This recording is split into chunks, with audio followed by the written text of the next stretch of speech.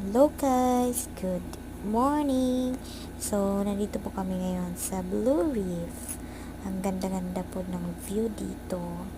And then, dito lang po ito sa Lapu-Lapu.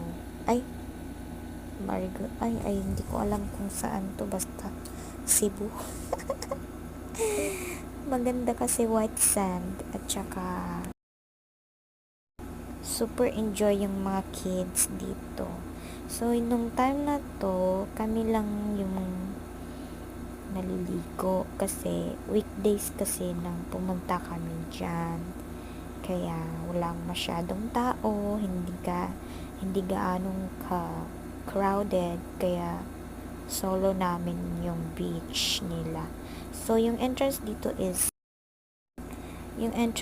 150 per head, and then meron silang down payment na 500. Pero, sulit na sulit naman guys. Tingnan niyo naman yung view. O, diba? Ang ganda. Meron silang slide. Yun lang. Bye-bye.